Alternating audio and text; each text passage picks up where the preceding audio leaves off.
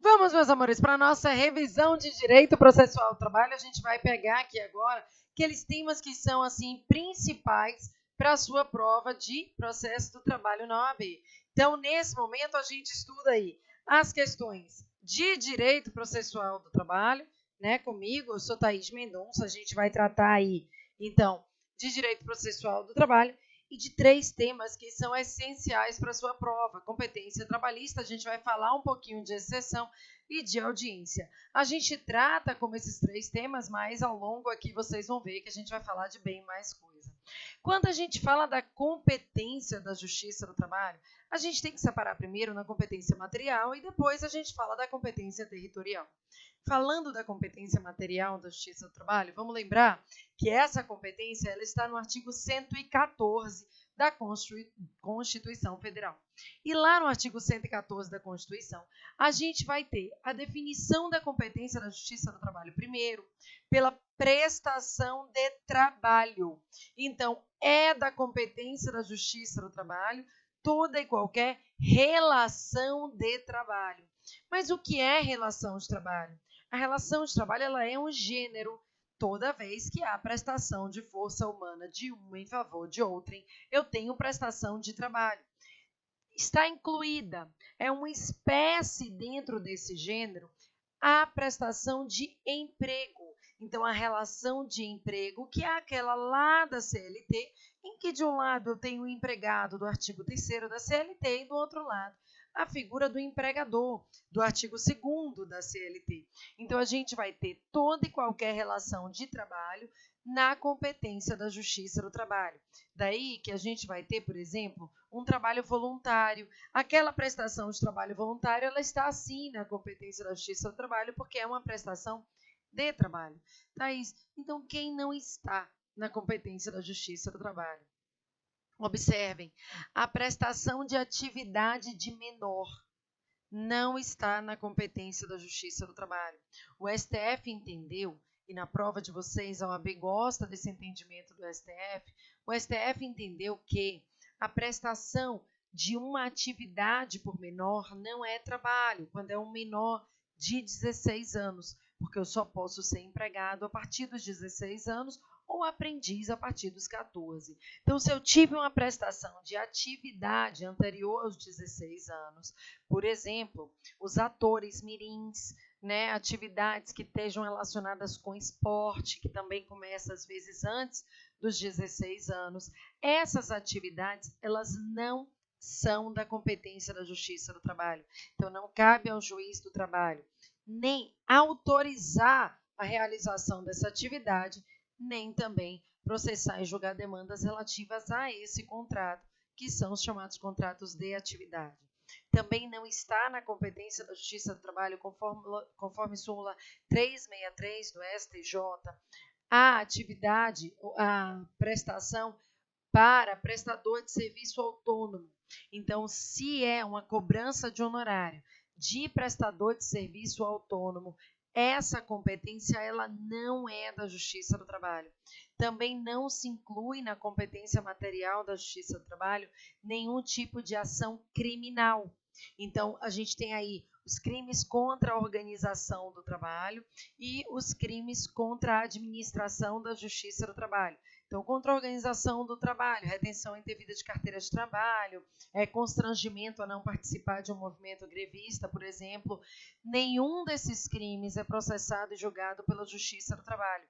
Como também não é processado e julgado pela Justiça do Trabalho os crimes contra a administração da Justiça do Trabalho. Por exemplo, o falso testemunho num processo do trabalho ou qualquer tipo de atuação indevida, né? Um desacato numa secretaria da Justiça do Trabalho. Nenhum outro crime é de competência da Justiça do Trabalho. A Justiça do Trabalho não possui nenhuma competência criminal e isso está lá na ação direta de inconstitucionalidade 3684. Agora, o direito de greve, ele está e sempre esteve na competência da Justiça do Trabalho. Então, as ações que envolvem o exercício do direito de greve são ações de competência da Justiça do Trabalho.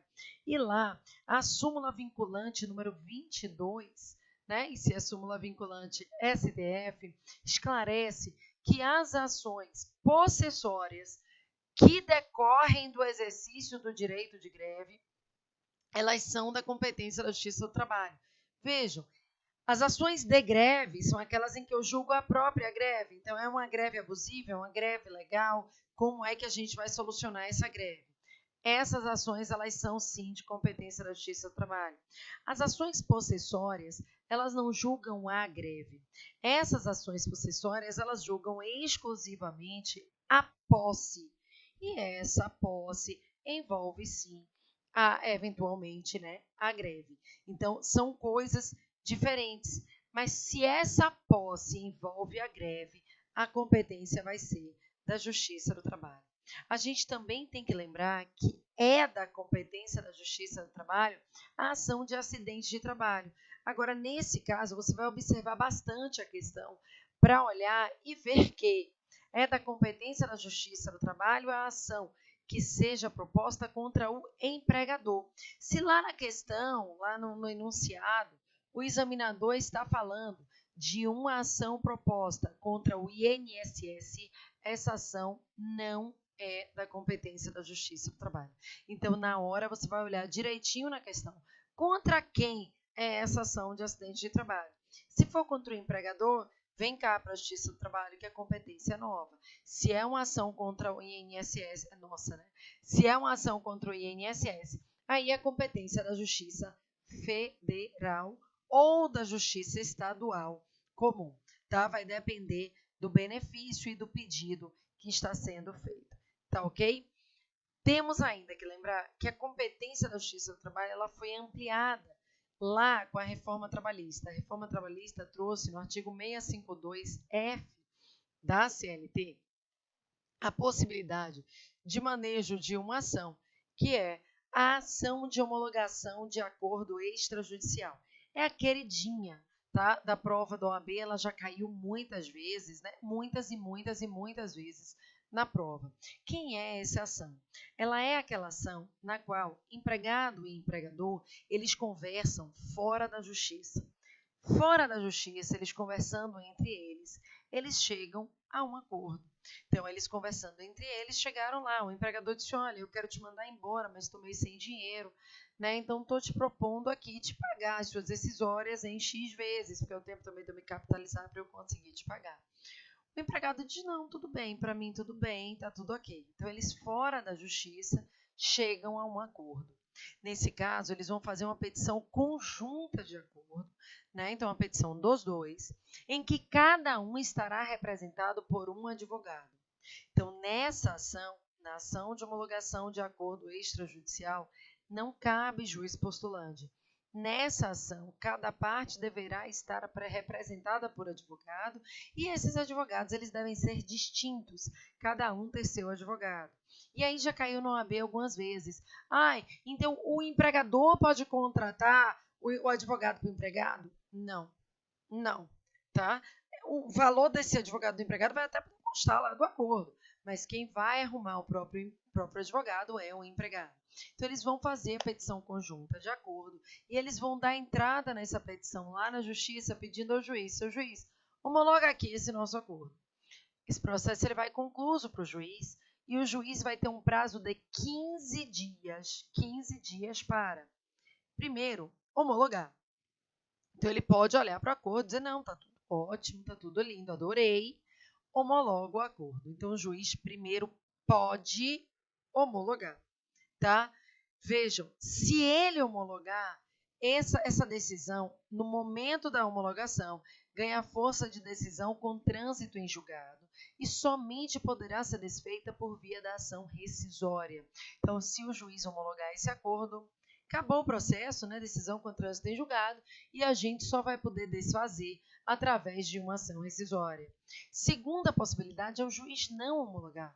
O juiz olhou e disse assim, nossa, que absurdo, não tem condição nenhuma. E a súmula 418 do TST esclarece para a gente que não existe direito líquido e certo à homologação. O juiz ele avalia, é uma decisão, e olhando essa decisão ele vai dizer se cabe ou não a homologação desse acordo. Se ele considerar que não cabe homologação, ele dará aqui uma sentença de não homologação de acordo contra a qual caberá recurso ordinário. Então, nesse caso, cabe recurso ordinário da parte. Então, a parte vai para o tribunal para dizer: seu tribunal, ele não homologou o meu acordo, e o meu acordo está ótimo. Eu quero muito que homologue o meu acordo. E aí, ele vai recorrer. A terceira possibilidade que o juiz tem é olhar para o acordo e ele vai dizer: poxa, tinha até tudo para meio que dar certo, mas não tá. Então, eu vou chamar todo mundo aqui, vou sentar na mesa e a gente vai conversar. Ou seja, o juiz irá designar uma audiência. Ele realiza a audiência e aí depois da audiência ele vai dar uma decisão homologando ou não esse acordo. O que é que a gente tem de fundamental aqui? O que a gente tem de fundamental e essencial é que, proposta a petição de homologação do acordo extrajudicial, suspende o cômputo do prazo prescricional, que somente voltará a contar quando da decisão sobre a homologação do acordo. Esse ponto é muito importante para a prova de vocês. Então, proposto, eu suspendo o cômputo do prazo prescricional, que vai voltar a contar quando da decisão final desse acordo. Tá certo? Então, sobre a competência material da Justiça do Trabalho, eu queria lembrar isso com vocês.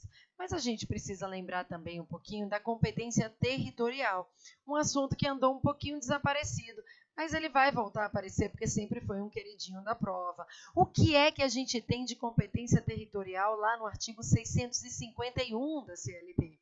O artigo 651 deixa claro para a gente que a competência do local da prestação do serviço.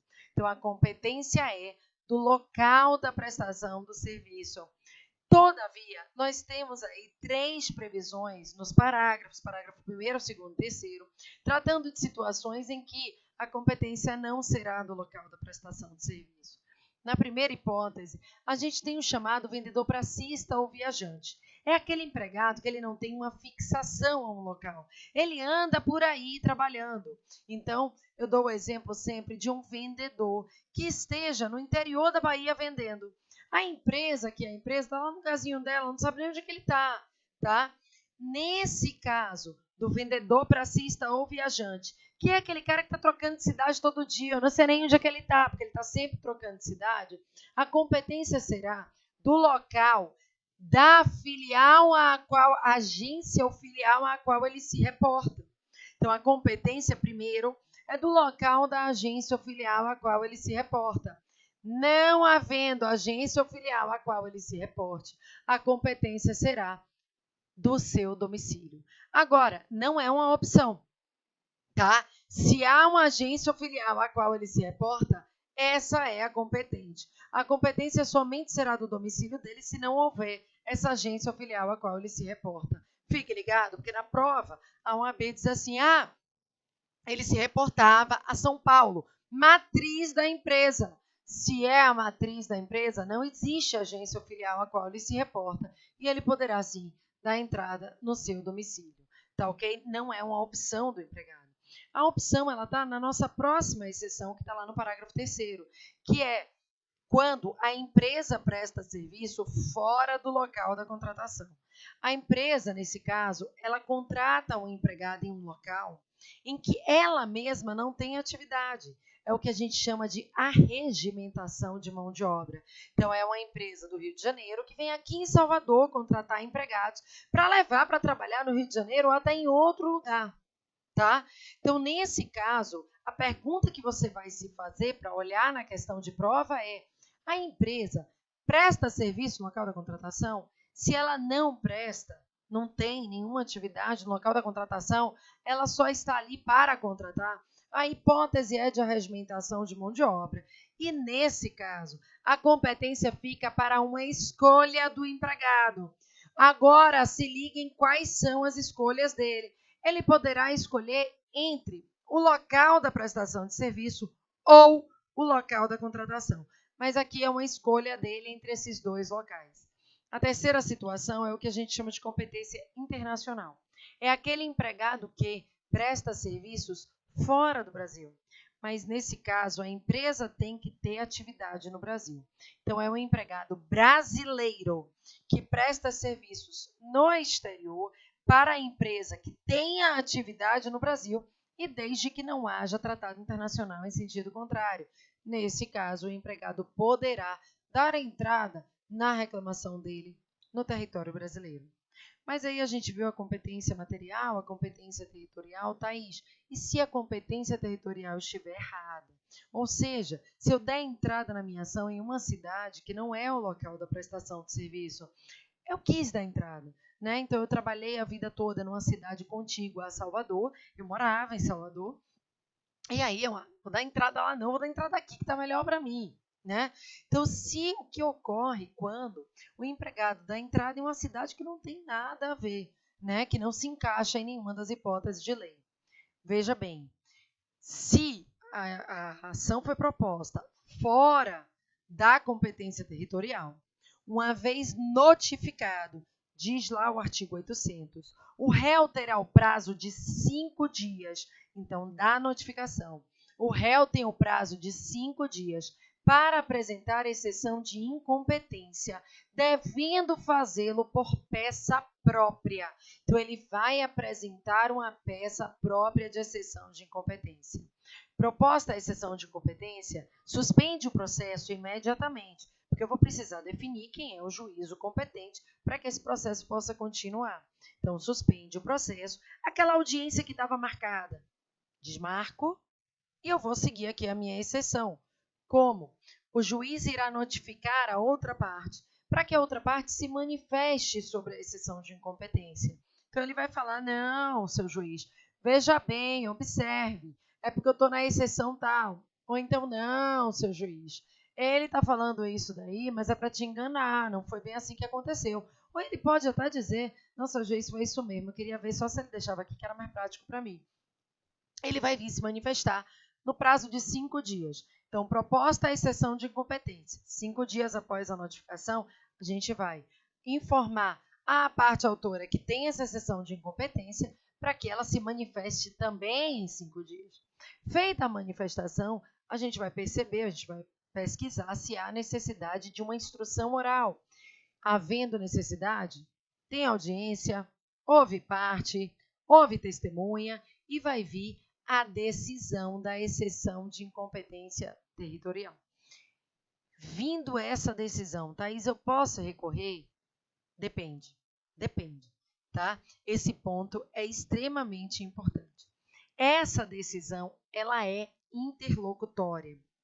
Daí que, se ela rejeita a exceção de incompetência, não cabe recurso imediato e eu somente vou poder recorrer ao final. Então, eu vou ter que esperar a sentença. Quando eu for recorrer da sentença, eu recorro da sentença e da decisão de exceção de incompetência territorial. Então, se rejeita, não cabe recurso imediato, eu vou ter que esperar a decisão final. Se acolhe e determina a remessa dentro do mesmo TRT, então eu acolho no Rio de Janeiro e mando para Niterói. Eu acolho em Campinas e mando para Ribeirão Preto. Eu acolho em Salvador, mando para a Feira de Santana, né? Então, se eu acolho e mando para uma cidade, para uma outra jurisdição, dentro do mesmo TRT, não cabe recurso imediato. Terá que aguardar a decisão final, nesse caso a sentença, e recorre da sentença e da decisão de exceção. Todavia, na hipótese em que eu acolho a exceção de incompetência e determino a remessa dos autos para a vara de TRT distinto, então se eu acolho em Salvador e mando para o Rio de Janeiro, nesse caso caberá recurso ordinário imediato para o TRT da vara que proferiu a decisão. Então, se eu acolho e mando para a vara de outro TRT, cabe recurso ordinário imediato, na mesma hora, para o TRT da vara que proferiu essa decisão mandando para os outros. Então, se eu ter a decisão aqui em Salvador, vai caber o recurso ordinário para o TRT5, TRT da Bahia. Tá certo? Então, essa foi a exceção de incompetência. E por que essa exceção de incompetência, né? O que é que vai acontecer depois?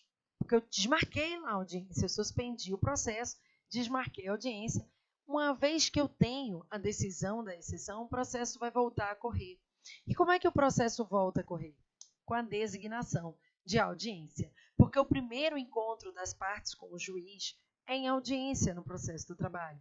E nessa primeira audiência, a gente vai ter o momento da proposta de conciliação, seguido do momento da defesa. Pois bem, quem não teve contestação ainda, né? A gente só entrou com a exceção, que não é por preliminar no processo do trabalho. Então, nessa primeira audiência, Thaís, como é que as partes se fazem presentes e o que acontece se elas faltam? Nessa primeira audiência, o empregado se faz presente pessoalmente ou na forma do artigo 843, parágrafo 2º da CLT. Ou seja, na hipótese de doença ou qualquer outro motivo poderoso, ele poderá encaminhar em seu lugar um membro do sindicato ou um colega de profissão. Então, o empregado se faz presente na audiência como? Através das suas perninhas, ou ele manda um membro do sindicato ou um colega de profissão. Quando houver motivo poderoso.